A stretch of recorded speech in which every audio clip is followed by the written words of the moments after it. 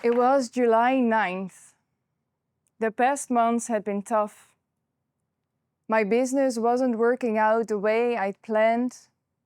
I had invested all of my savings, but it didn't really seem to take off.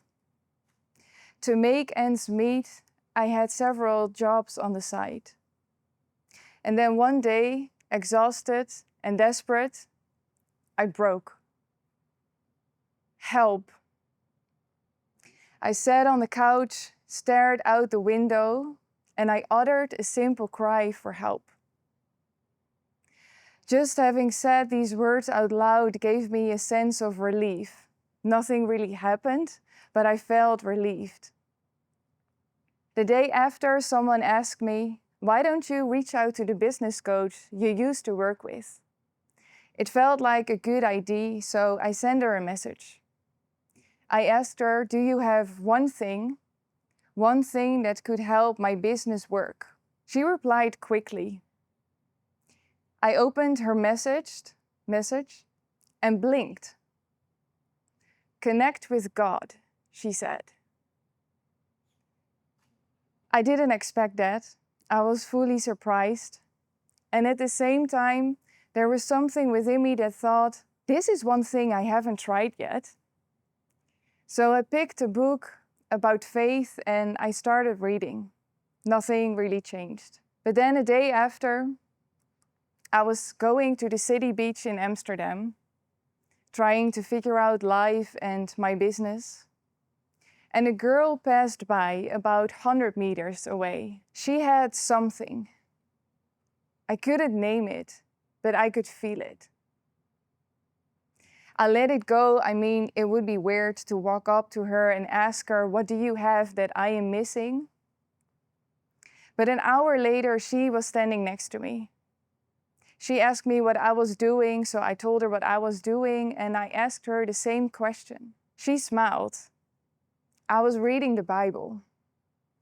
I couldn't believe what I heard, and she saw the surprise in my eyes. And then she looked straight at me and she said, "I am here because God wants you to know that He loves you and He wants to connect with you." I broke. Tears of relief and something breaking open. She sat down and she started to tell about the gospel. I heard about it when I was growing up, but never like this, not in the way she was telling about it. And I had so many questions and I was completely surprised by everything that she said, but deep down I knew this is true. And suddenly I felt a pull.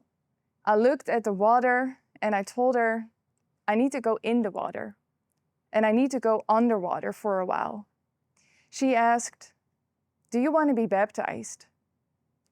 I didn't understand it, but it felt like the only right thing to do. I was baptized then and there. And this was the moment that my life restarted and eventually my business too. I soon realized that I had built my business and my leadership on sand, on something that wouldn't last in times of turmoil.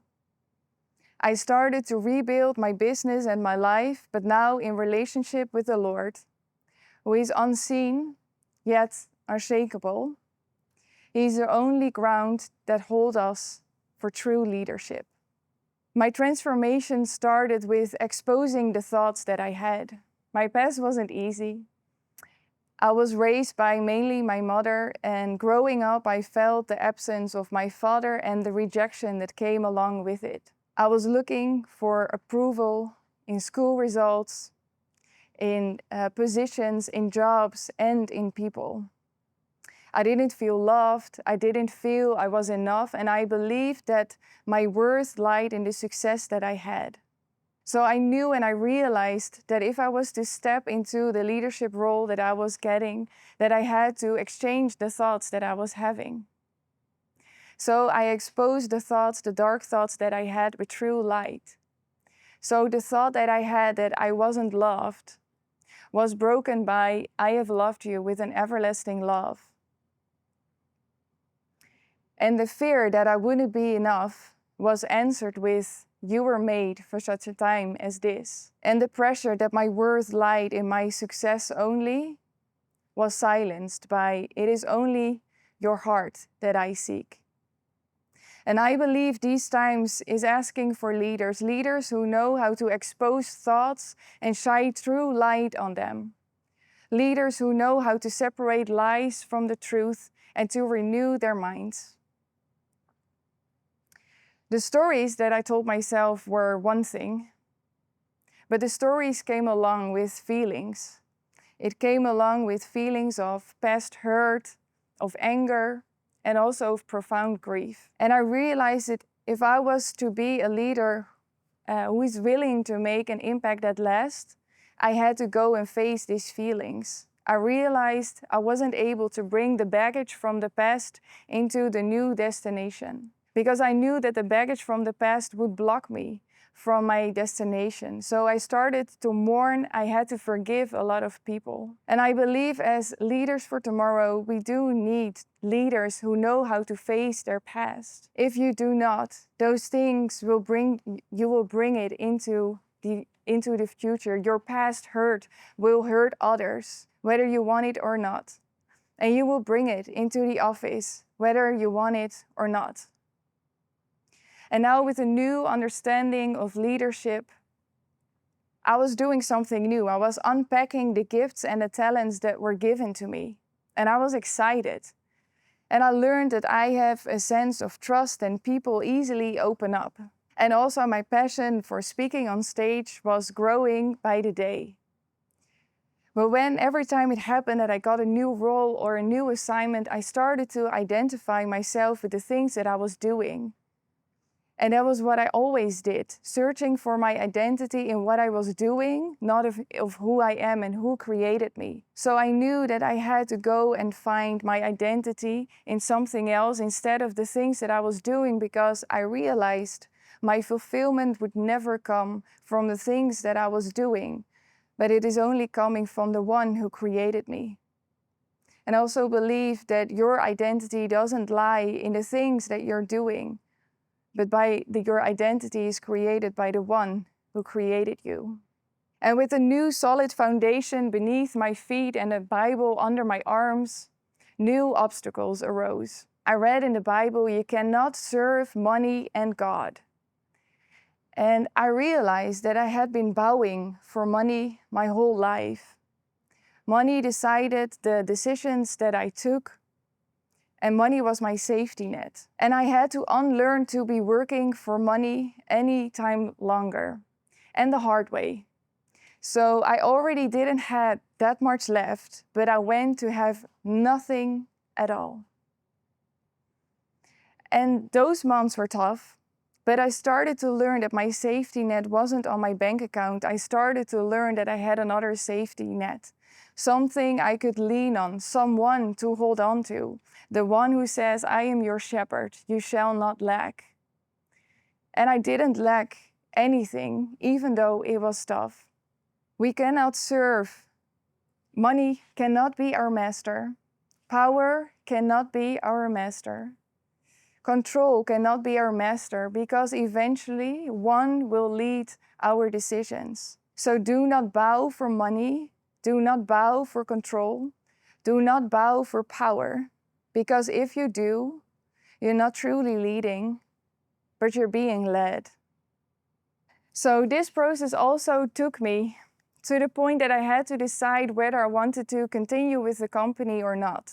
And as leaders, we often think that we need to act fast, be strong, and do everything on our own power.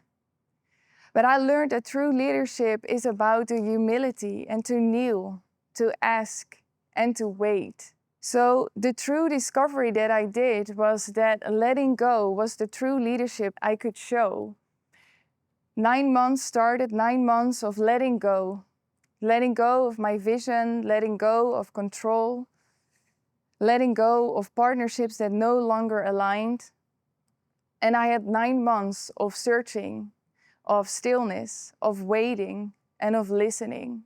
And when those months were done, a new client came, yes. But the more important thing was that I knew that I was stepping in line with the one who created me, and that I wasn't following my own plans, but his plan.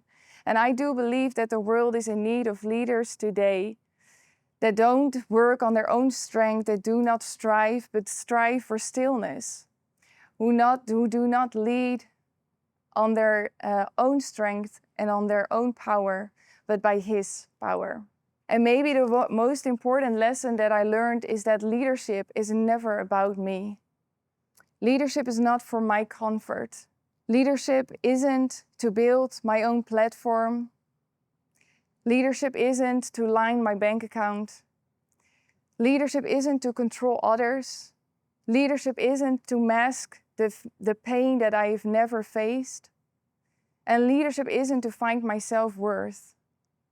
Leadership is to serve others, period. And sometimes it requires to lay it all down, if that is what it takes. I'm not telling you today that I am a perfect leader. Maybe I'm even far from it. But I learned lessons that the world didn't teach me.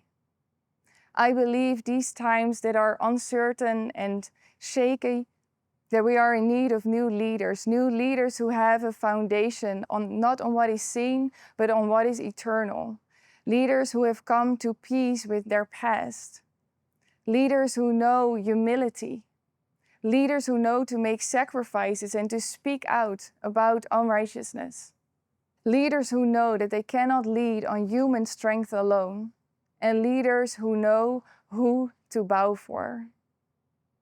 I believe that when we build our leadership on something that is shaky, in shaky times it will not hold. But when we build on God, we will stand in any storm. God is called the rock, and for a reason. He is unseen yet unshakable and steadfast. And it only takes one decision for us, and that is the decision to build your leadership on the foundation that will hold you forever. And I would like to end this talk with the words that were shared with me 3 years ago, that I am here because God wants you to know that He loves you and He wants to connect with you too. Thank you.